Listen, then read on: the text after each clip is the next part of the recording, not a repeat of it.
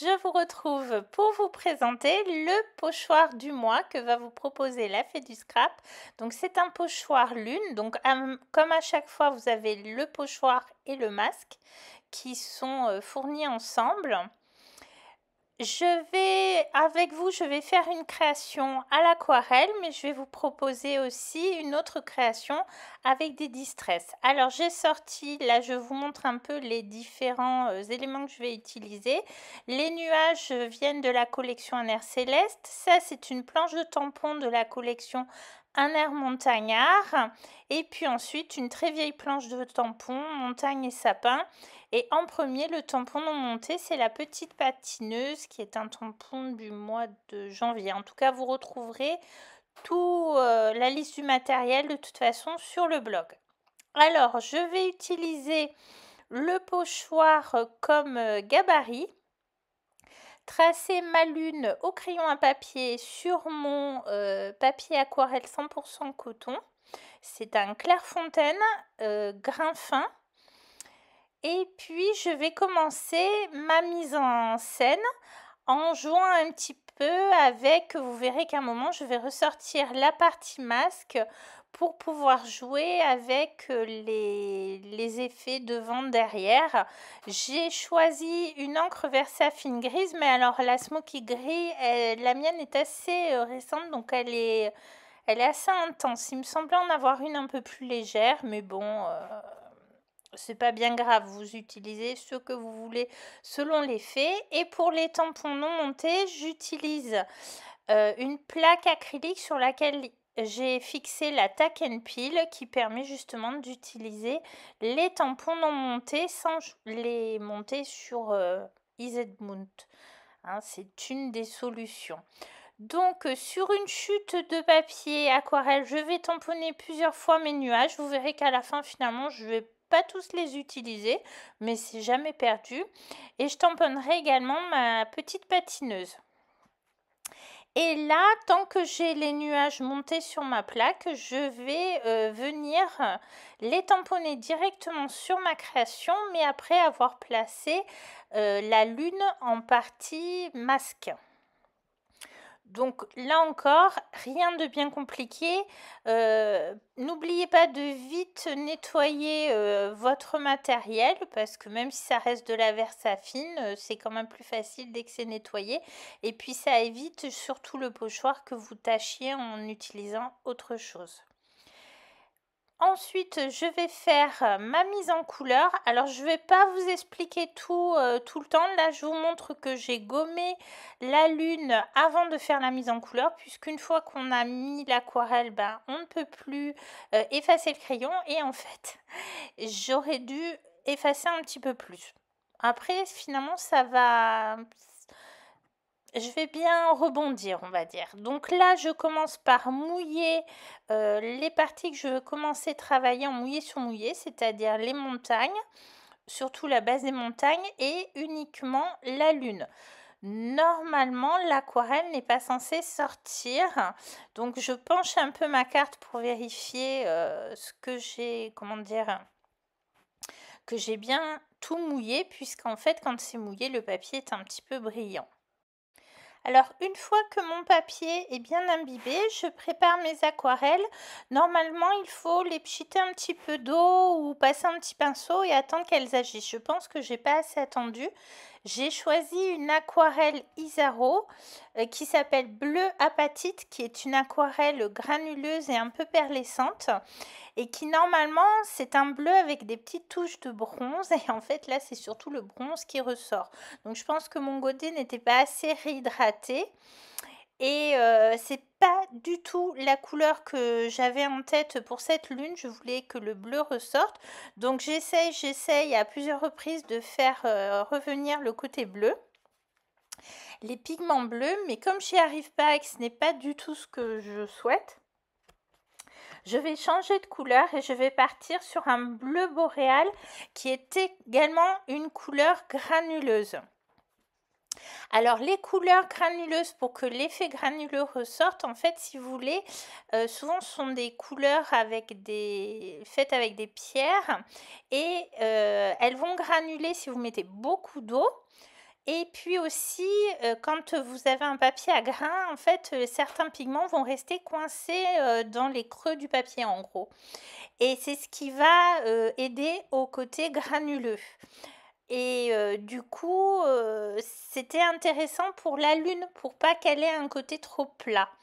Mais évidemment, c'est des aquarelles qui demandent de bien connaître leur fonctionnement et aussi de, comment dire, oui, de les maîtriser, d'avoir déjà essayé. Alors, ça faisait un moment que je m'en étais pas servie et jamais sur ce papier-là. Et du coup, j'ai eu un petit peu de mal, en fait, à obtenir ce que je voulais. Donc, je vous ai dit, je suis pas partie sur les couleurs que j'avais prévues au départ, ce qui fait que la distress que j'avais sortie pour l'étape suivante ne correspondait plus. Donc, je sors mon nuancier. C'est le même principe de rangement de nuancier que vous propose Lydie. Il n'y a qu'à aller regarder sur la chaîne de la Fée, elle vous explique tout. Et du coup, je choisis une autre couleur, une autre encre Distress Oxide. C'est la Stormy Sky pour pouvoir en fait tamponner mes sapins tout en étant un peu dans l'humide afin qu'ils aient un effet flouté. C'est une petite technique que je vous ai déjà montrée, sauf que là en fait, ce n'est pas uniquement la base du sapin qui va se retrouver humide. Donc là, vous voyez, le premier tamponnage, surtout sur la partie lune, qui était vraiment très très humide, va bien diffuser, mais on voit quand même bien les sapins à la fin. Et puis ensuite, je vais reprendre un petit peu la base et puis revenir progressivement avec mes pigments. Donc sur les montagnes, j'aimais bien le côté bronze de la couleur bleu apatite, mais pour qu'il s'harmonise avec la lune, je suis revenue un peu mettre de bleu boréal. Donc en fait, ces deux couleurs granuleuses se sont mélangées et font un effet qui ne sera pas uniforme et qui du coup apporte du relief et de la texture. Et puis ensuite, je vais travailler progressivement. Ici, pour faire un effet de lac gelé, j'utilise la couleur Rêve Tropical. Et je n'hésite pas à venir un moment la mêler, alors pas tout de suite, vous le verrez un petit peu plus loin. Je vais carrément décider de prolonger mon lac et de le faire traverser ma lune alors que celle-ci est encore humide. J'ai un petit peu eu du mal sur les montagnes avec ce bleu apatite. Mes aquarelles sont engodées, mais à la base, ce sont des aquarelles en tube. Et en fait, elles ont énormément séché et j'ai eu beaucoup de mal à les réhumidifier et à récupérer vraiment le pigment d'origine. Il faut que je vois un petit peu ça. Je joue également avec d'autres couleurs comme l'oxyde pourpre. Je ne vais pas vous donner toutes les couleurs parce que ce sont des couleurs Isaro. Mais je vous conseille, si vous refaites cette création, d'utiliser des couleurs peut-être pas granuleuses ou vos propres aquarelles que vous connaissez bien pour justement faire un effet, pouvoir maîtriser l'effet. Et puis ensuite, pendant que je laisse agir la couleur avec l'eau, je la laisse plus ou moins sécher, je m'occupe des motifs qui sont à part. Alors j'amène mon pigment de façon assez plus ou moins intense sur un côté, je vais ensuite rincer mon pinceau et venir l'étirer, étirer ma couleur. Et puis quand par moment je viens rajouter un peu plus de pigment et même principe, je rince, j'essuie légèrement mon pinceau sur mon chiffon, je l'effleure. Le but c'est qu'il n'y ait pas trop d'eau justement, mais suffisamment pour pouvoir ensuite venir flouter les bords et étirer ma couleur. Et je vais travailler comme ça aussi bien les nuages que la petite fille. Bon, je vais vous laisser en musique et puis de toute façon, on se retrouve vers la fin de la vidéo pour la conclusion.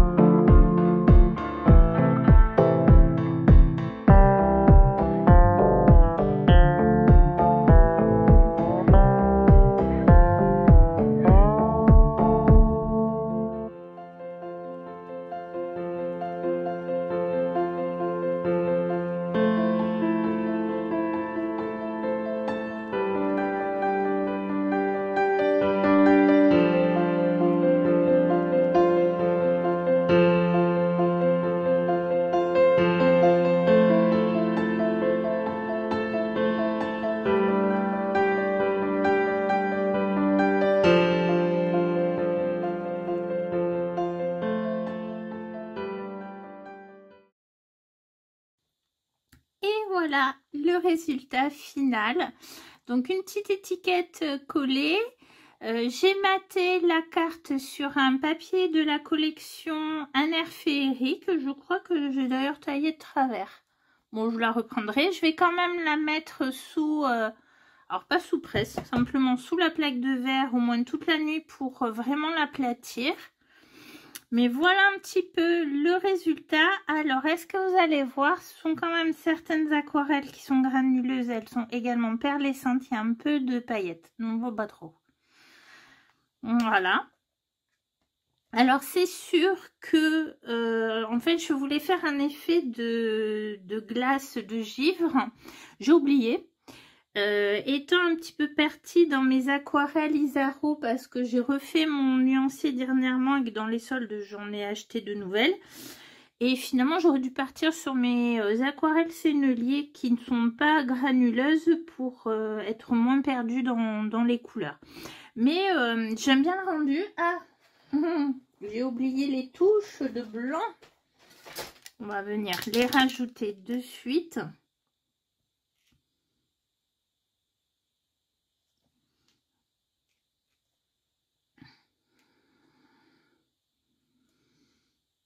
Voilà, ça apporte un peu de une luminosité supplémentaire.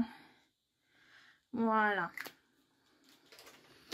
À la carte. Donc, écoutez, ça c'est un petit travail à l'aquarelle. Il y a des tas de possibilités à faire avec ce pochoir. Je l'ai pris comme ceci. J'ai varié l'inclinaison. Vous pouvez évidemment le prendre dans l'autre sens.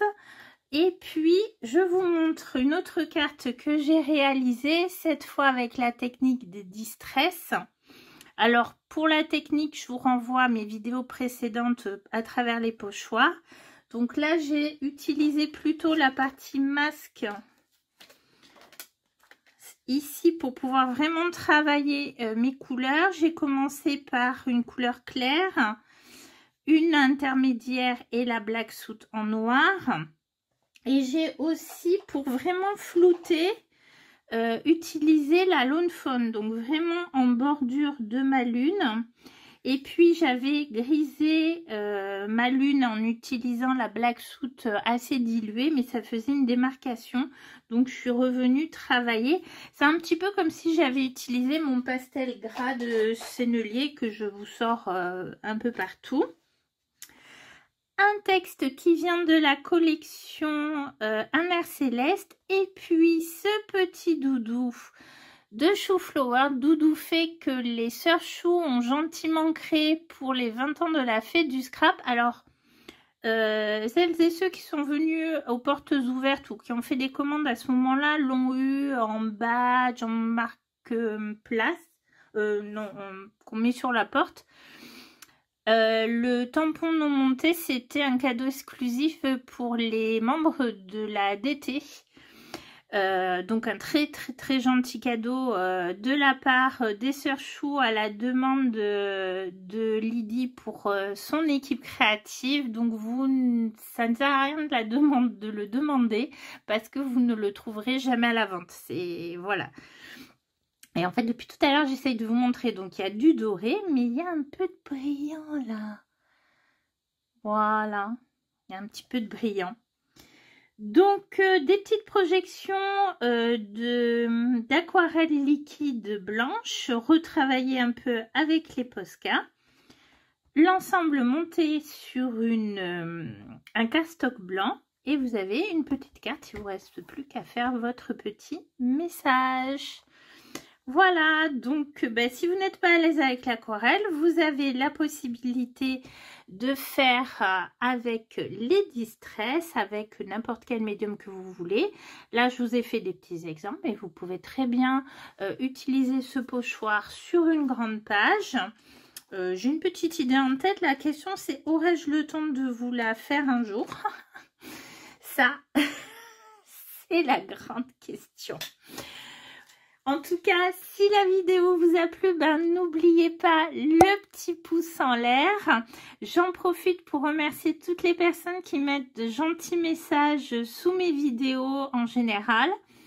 Et ah oui, et puis aussi, c'est vrai que vous n'avez pas trop vu mes vidéos ces derniers temps. Alors, il y a eu deux soucis. D'abord, j'arrivais pas à créer et à me filmer en même temps. C'est une contrainte supplémentaire de filmer. Il faut essayer de faire attention au retour caméra, donc c'est pas toujours évident. On n'est pas toujours en bonne disposition pour ça. Et ensuite, je n'arrivais plus à télécharger mes vidéos sur mon ordinateur pour les retravailler avec mon logiciel. Voilà, bon, ma fille m'a un petit peu aidé à résoudre le problème, plus ou moins on a trouvé une solution. C'est pour ça que vous revoyez mes vidéos. Bon, j'espère que je vous avais pas trop manqué. En tout cas, moi je suis très contente de ces deux cartes. Ce pochoir, c'était une idée que j'avais proposée à Lydie et j'aime beaucoup le rendu et toutes les possibilités qu'il offre, un peu comme tous les pochoirs que vous propose la fée. Donc j'espère qu'à vous aussi, il vous apportera plein d'idées et de créations. En tout cas, je vous dis à bientôt pour de nouvelles créations avec la fée des scraps. Au revoir!